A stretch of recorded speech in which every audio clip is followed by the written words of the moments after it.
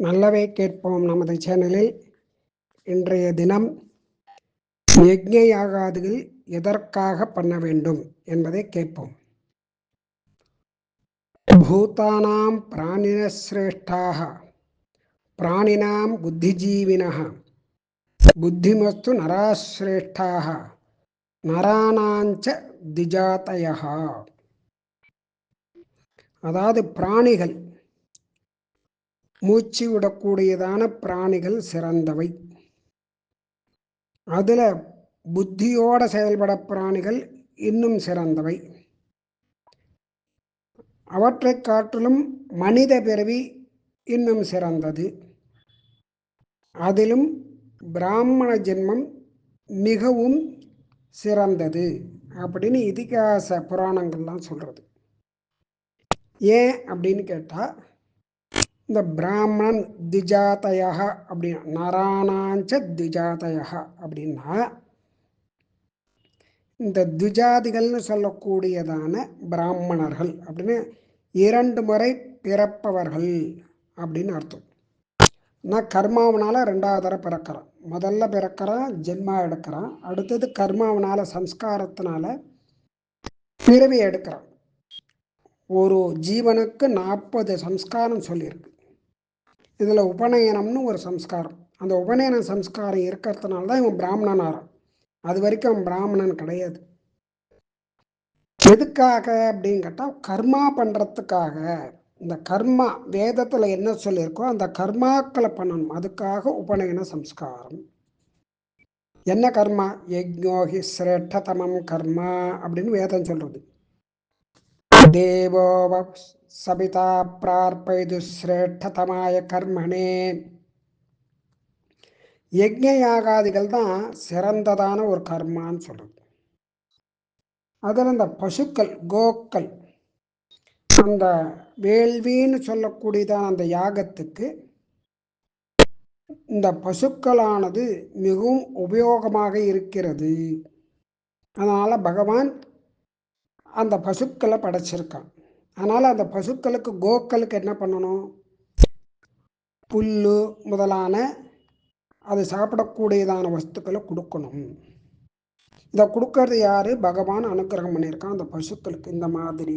ஏன் அப்படின்னு கேட்டால், அந்த பசுக்களுடைய பால், தயிர்லாம் இந்த யாகத்துக்கு பயன்படக்கூடியது அப்படின்னு இந்த யஜுர்வேதத்தில் முதல் அணுவாகத்தில் யாகத்தினுடைய பெருமையை பற்றி சொல்லியிருக்கு.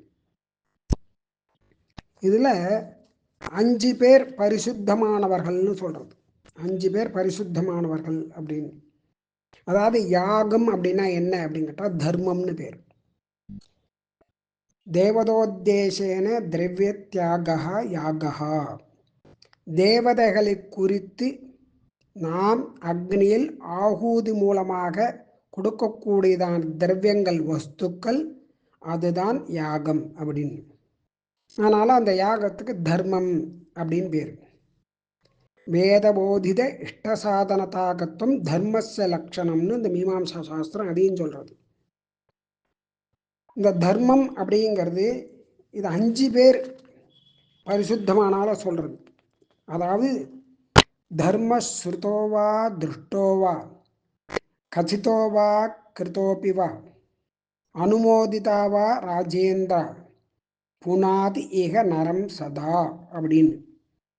அதாவது ஒருவன் இந்த தர்மத்தை நன்னா அனுஷ்டிச்சான் அப்படின்னா, அதை கேட்டாலும், அந்த தர்மத்தை அனுஷ்டிச்சாலும் அல்லது கேட்டாலும் அல்லது பார்த்தாலும், பார்த்ததை பெருமையாக பேசினாலும், அந்த தர்மத்தை தானே பண்ணாலும், நான் தான் செய்ய முடியவில்லையே அடுத்தவராது செய்யட்டும் அப்படின்னு அந்த நல்ல காரியத்தை ஒரு ஆமோதன அனுமதி கொடுத்தாலும் இந்த தர்மமானது மேன்மை அடைகிறது. இந்த மாதிரி ஒரு 5 பேர். யஜ்ஞோ வை விஷ்ணு. யஜ்ஞம் எது அப்படின்னா விஷ்ணு தான் யஜ்ஞம். யஜ்ஞம் ஏ விஸ்வதோதாரம் சுவித்வாம்சோ விதேனிரே. அதாவது யஜ்ஞம் தான் ஆதாரங்கள், கர்மபூமி. இந்த பாரத தேசம் கர்மபூமி. இதில் அக்னிஹோத்திரம், யாகம் முதலான சத்கர்மாக்கள் இந்த தர்ம காரியங்கள் நடக்கலை அப்படின்னா இந்த உலகமே தடுமாறும். அப்போ மங்களம் ஏற்படாது, அமங்கலம் தான் ஏற்படும். அதனால் அந்த யஜ்யம் அப்படிங்கிறது இந்த லோகத்துக்கு நாபிஸ்தானத்தில் இருக்கக்கூடியது, மத்தியமஸ்தானத்தில் இருக்கக்கூடியது. பிரிச்சாமி துவா புவனஸ்ய நாபிம் யஜ்யமாகு புவனஸ்ய நாபிம். இந்த யஜ்யம்தான் லோகத்துக்கே நாபி ஸ்தானத்தில் இருக்கக்கூடியது அப்படிங்கிற. அதனால் அக்னிஹோத்திரம் அப்படிங்கிறத பண்ணணும்.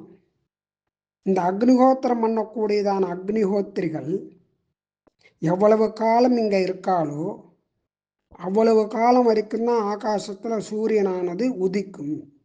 அக்னிஹோத்திரம் நடக்கலை அப்படின்னா, யாரும் யஜ்யாகாதிகள் பண்ணலை அப்படின்னா சூரியன் இருக்காது.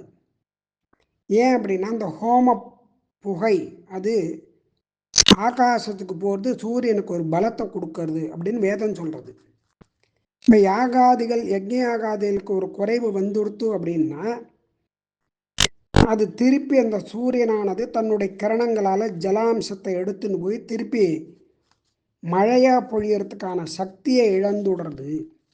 அதனால் யாவத் காலம் ஹி திஷ்டந்தி லோகே சாபி அக்னிஹோத்திரிணா தாவதேவஹி புண்ணியேன தீப்யேதே ரவினாம்பரே. அதனால் அந்த சூரியன் ஆகாசத்தில் உதிக்கிறான், பிரகாசிக்கிறான் அப்படிங்கிறது மந்திரபூர்வமான அந்த அக்னிஹோத்திரம் பண்ணக்கூடியவர்களால் தான்.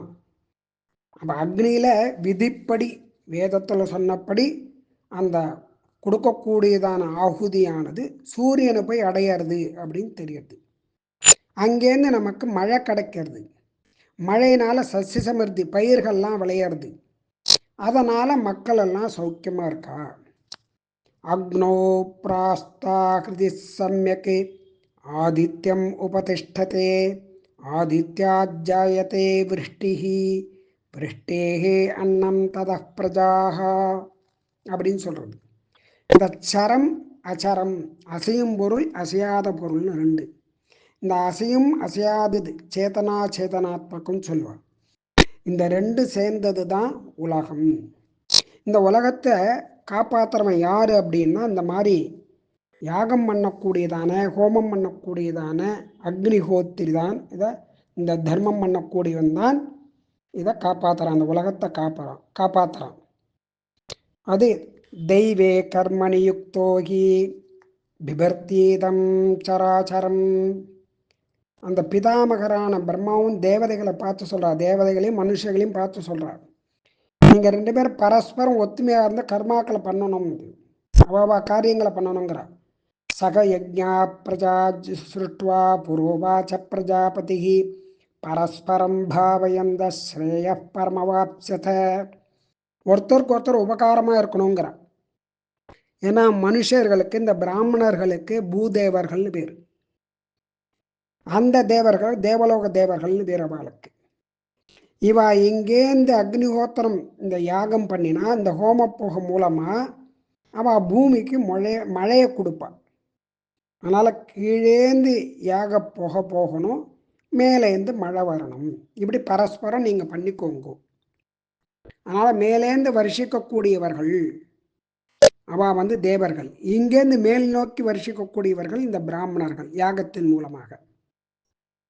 ஒரு சமயம் அந்த தேவர்கள்லாம் கூட்டமாக கூடி ஏதோ பேசின்னு இருக்கச்சே ஒரு குறைவு வந்துடுத்த அவளுக்கு. என்ன குறைன்னு தெரியல. எல்லாம் ஒரு இடத்துல கூடிட்டா. அப்போ பயிர்கள்லாம் வாட ஆரம்பிச்சுட்டான். ஏன்னா அவளுக்கு குறை வந்துடுத்தோன்னா ஆகாரங்கிறதான ஆகுதி கொடுக்கல அப்படின்னா இங்கே மழை வராது.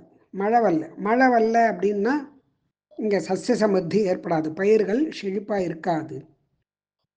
அதுக்காக என்ன பண்ணுறான்னா 5 விதமான மந்திரங்களை கண்டுபிடிக்கிறாவா. ஆஸ்ராவய அப்படின்னு சொன்னோடனே காற்று உண்டாச்சான். அஸ்து ஸ்ரௌஷட்டு அப்படிங்கிறதுனால மேகம் உண்டாச்சான். யஜ அப்படிங்கிறதுனால மின்னல் உண்டாச்சான்.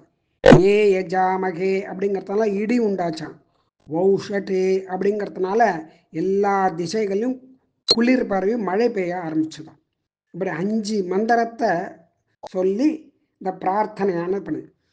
சதுர்பிஷ்ச சதுர்பிஷ்ச துவாபியாம் பஞ்சபிரேவச்ச ஹூயதே ச புனர்துவாபியாம் சனோ விஷ்ணு பிரசீதது. இப்படி ஹோமம் பண்ணுறாலோ அப்படி ஹோமம் பண்ணினா அவளுக்கு விஷ்ணுவான பகவான் அனுக்கிரகம் பண்ணுறார் அப்படின்னு சொல்லு. மற்றவே நாளை கேட்போம்.